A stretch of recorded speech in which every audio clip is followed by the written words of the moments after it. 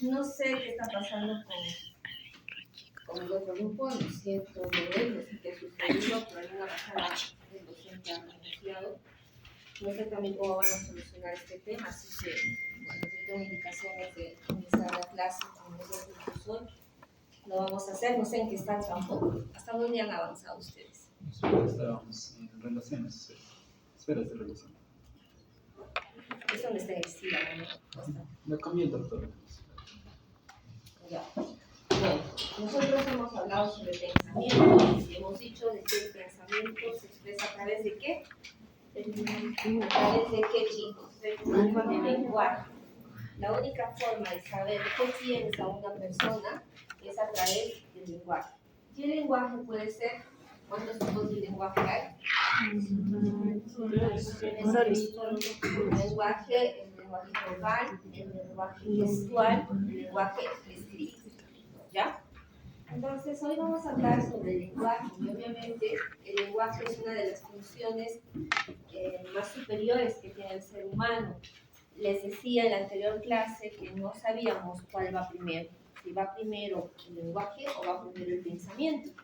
Muchos me dijeron el pensamiento, sí, pero cuando el niño está chiquitito no está pensando, está hablando, habla y piensa a la vez, o está desarrollando también ese proceso el pensamiento y el lenguaje al mismo tiempo. ¿O qué creen ustedes? ¿Quién va primero? ¿El pensamiento o el lenguaje? El lenguaje. ¿Por qué el lenguaje?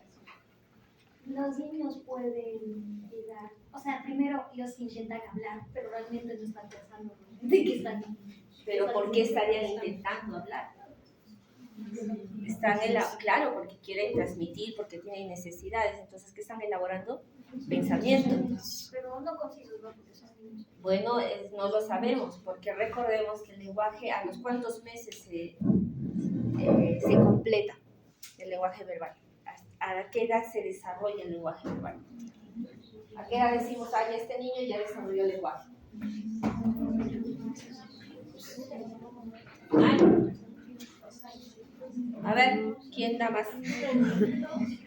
2 años. ¿Quién da más? El lenguaje se desarrolla, debe estar desarrollado hasta los 3 años. Entonces, al año el niño está entre los 6 meses y el añito está en balbucio, está balbuceando, ¿no es cierto? Luego viene la conjunción de sílabas, va juntando una palabra con otra, lo vamos a ver. Y a los 3 años el lenguaje ya debería de estar desarrollado. Si existe un retraso en el desarrollo del lenguaje, como lo vemos, por ejemplo, en algunas patologías, como cuáles. Autismo, el retraso en el lenguaje. Entonces, no, síndrome de Down, no hay tanto retraso en el lenguaje, hay alteración en la emisión del lenguaje, pero no un retraso en el desarrollo del lenguaje. Pero sí, en los niños que tienen, por ejemplo, retraso del lenguaje, lo primero que voy a pensar es un trastorno del neurodesarrollo como el autismo, ¿no? Porque estos niños tienen problemas para poder hablar y tienen problemas ¿para qué? Para socializar. ¿Y cómo socializamos nosotros? ¿A través de qué? ¿Del lenguaje? Del lenguaje. Así fuéramos sordomudos, ustedes han visto a nuestra paciente en hospital, la han visto, ¿no es cierto? Porque todos rotan en hospital, o en Almudena, entonces han visto a nuestra paciente y Karina es sordomuda, pero ha desarrollado muy bien el lenguaje escrito y el lenguaje gestual. Entonces, de una u otra manera, pues se comunican, ¿no? Entonces, miren que el lenguaje es muy importante para la expresión del pensamiento. Entonces, ¿qué es el lenguaje? Allí dice, este concepto es pregunta de examen, interpretación de ideas o pensamientos que permiten la relación y el entendimiento entre las personas. Se da a través de la palabra, a través del lenguaje gestual, a través del lenguaje escrito. No expresión de ideas, ¿de qué? ¿Qué más dice? Pensamientos, ¿qué más? ¿Qué más podríamos expresar con el lenguaje? ¿Solamente ideas y pensamientos? ¿Qué más? ¿Qué más? ¿Qué más, chicos? ¿Emociones? Emociones, sí. Necesidades, sí. ¿Qué más? Sentimientos. Sentimientos es lo que también expresamos. Bueno, aunque ahora no sé cómo expreso los sentimientos. Ahí está. Entonces, para poder hablar, esto es pregunta de examen, existe una voluntad de comunicación. Si yo no hablo porque quiero hablar, tengo que tener una voluntad de querer comunicarme para expresar lo que estoy pensando, lo que estoy sintiendo, lo que me está sucediendo, ¿no? Yo tengo que tener esa voluntad de comunicar a alguien qué pienso, qué siento, qué me sucede, qué me pasa, porque pues, tengo esa voluntad de comunicación. El habla existe allí solamente donde se asocian con las palabras articuladas un sentido mental en ello. Esa es la voluntad de comunicación. Tiene que haber una voluntad de comunicación. El lenguaje, dice, es una formación espiritual objetiva, comunidad del lenguaje. El lenguaje ha nacido de una intención, una necesidad de querer comunicar, de comunicar ideas, pensamientos, sentimientos, pero en la comunidad. Entonces el lenguaje nace en la comunidad, mientras que el habla se dice que es algo personal de cada individuo. Nosotros tenemos un lenguaje común entre todos. Yo hablo español, ustedes también. Tenemos una forma de gesticular propia de los peruanos. Bueno, alguna vez, y los que de repente han vivido fuera del país, a los peruanos nos conocen rapidito. ¿Por qué creen? ¿Cómo se habla? Sí, tenemos un acento bien definido, pero hay una palabrita que nos identifica a todos los Fe. peruanos. La fe. Todos. Ah, ese es perucho. Ese es perucho. Ve, ¿no? Entonces, nosotros tenemos esa peculiaridad, ¿no? Si ven a los argentinos, también tienen su peculiaridad. Entonces, el lenguaje, por favor, pregunta del examen, es de la comunidad. El habla tiene que ver ya con las características propias de cada individuo. Y cada uno de nosotros tiene una forma particular y peculiar de expresar pensamientos, ideas y sentimientos. Ojo, seguramente van a ver a los pacientes. Hay pacientes que, debido a las diferentes patologías que puedan tener, van a tratar de imitar al interlocutor en su forma de expresar, de hablar, usar las manos. Pero eso ya corresponde a un cuadro psicopatológico. Entonces tenemos un lenguaje oral o hablado. Dice, aún cuando hablar y pensar no son la misma cosa, pregunta el examen. Por favor, chicos, yo todo el tiempo les ando hablando sobre el examen mental porque ustedes van a ir a décimo y en décimo van a estar con el doctor Billy y no vaya a hacerme quedar mal. Porque si los retrocedo, ¿qué de evaluación? ¿Pero qué está pensando? No, es que el paciente dice. ¿Pero qué dice? El decir a qué corresponde. Es lo mismo decir y pensar, no es cierto. Si el paciente me dice que está mal, entonces, ¿de qué estoy hablando? De lenguaje. Otra cosa es que se sienta mal. ¿De qué estoy hablando? De afectividad. Y otra cosa muy diferente es que piense que está mal. ¿Se entiende? Si yo voy a evaluar al paciente sensopercepción, ¿qué cosa voy a evaluar? ¿Qué voy a evaluar en sensopercepción? ¿Qué?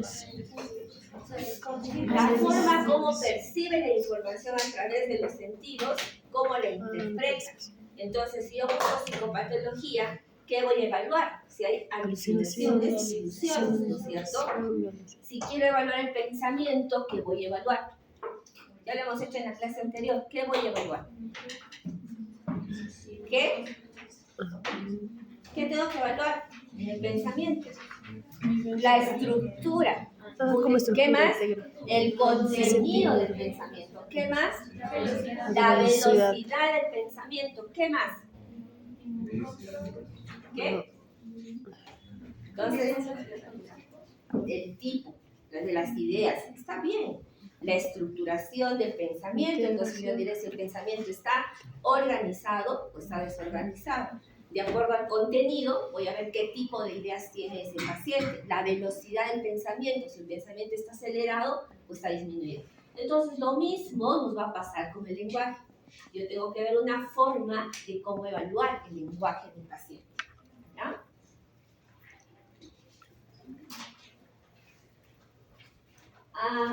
Aquí está lo que les decía. Pregunta de examen, por favor. etapas del lenguaje. Miren, 6 meses es el baldismo. Se está bla, mamá, ya. Se le pegan a los niñitos, a los bebitos que se les va chorreando, incluso el saliva porque están aprendiendo a emitir sonidos, ¿no es cierto? 12 meses vocalizan sílabas. Generalmente son monosilábicos. Es decir, mamá, papá, una sílaba. Ven, ven, ven, ¿no? Ay, no se desconecta otra vez. Sí, ya volvió. Esta máquina no la podemos tocar. 18 y 24 meses van confusionando sílabas, ¿no? En vez de decir dónde está, onta, a dónde estás, aquí estoy, están juntando sílabas, ¿no? Entre los 2 y los 3 años, pregunta el examen, el desarrollo del lenguaje debe estar completo, ¿ya? Entonces, como todo tiene una base neurofisiológica, neurobiológica, cuando hablamos de lenguaje, hablamos de 2 áreas, Wernicke y ¿qué más? Broca, ¿no? Wernicke y Broca. ¿Dónde está el área de Wernicke? A ver, ustedes. Sí, fácil, porque están leyendo ahí, ¿no? Es, a ver. Ay, no. Puedo caminar a este lado. Y ahora.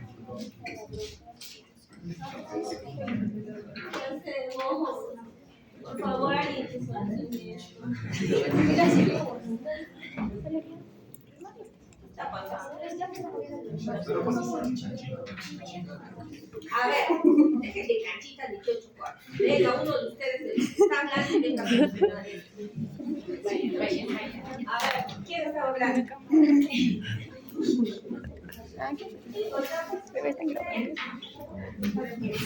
Ah, sí, estoy grabando. Le pongo pausa, ¿no? No vas a oír. Oye, qué pesimista. ¿Está mal? No me voy a mover, no me voy a mover. Por favor, silencio, no se muevan. Entonces, ¿en qué andábamos? Esta es otra cosa. No. Sí le pone escáner, ¿no? Pero... Está corriendo acá otra cosa. Ojalá.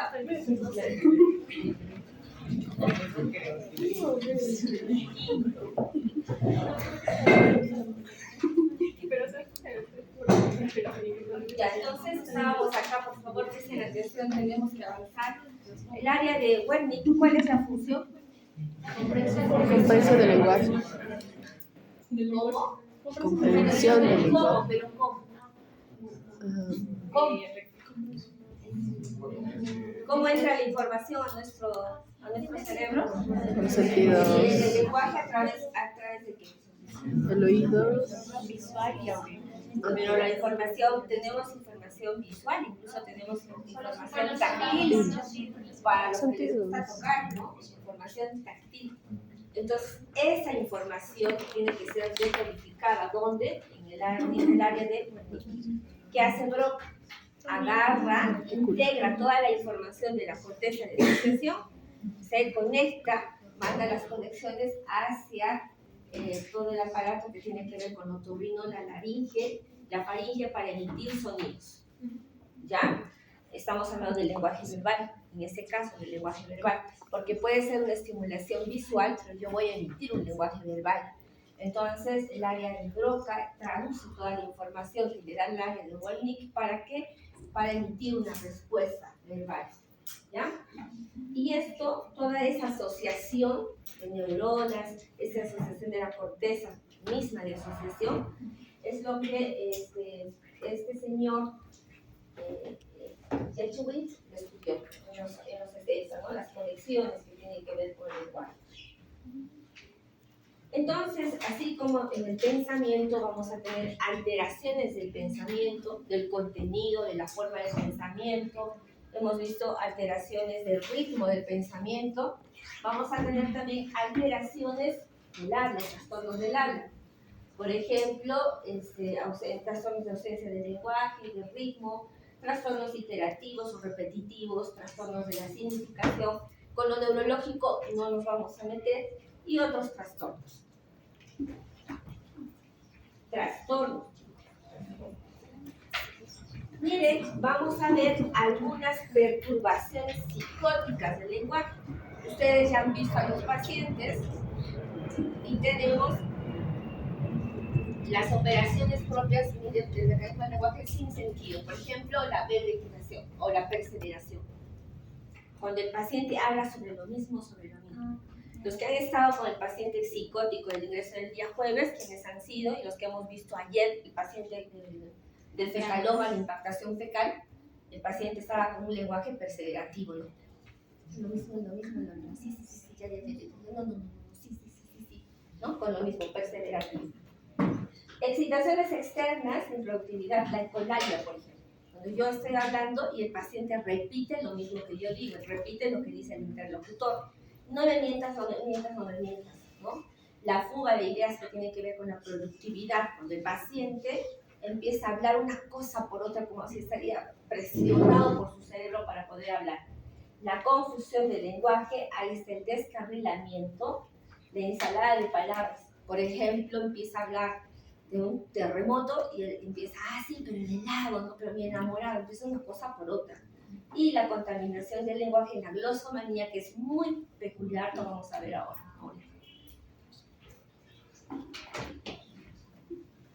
Miren, en la ausencia de lenguaje hablamos de dos cosas. El mutismo, cuando el paciente se niega a hablar. Puede haber un mutismo selectivo. Habla solamente con determinadas personas, ¿no? Entonces, ¿qué pasa con los pacientes? Seguramente ustedes han visto y el paciente deja de hablar, entra en mutismo selectivo. O cuando intencionalmente, como en algunas situaciones que tienen que ver con el histrionismo, a ustedes, por ejemplo, les hago una pregunta de anatomía, entran en mutismo, no saben nada. Oye, ¿pero qué pasó? No hablan nada, ¿no?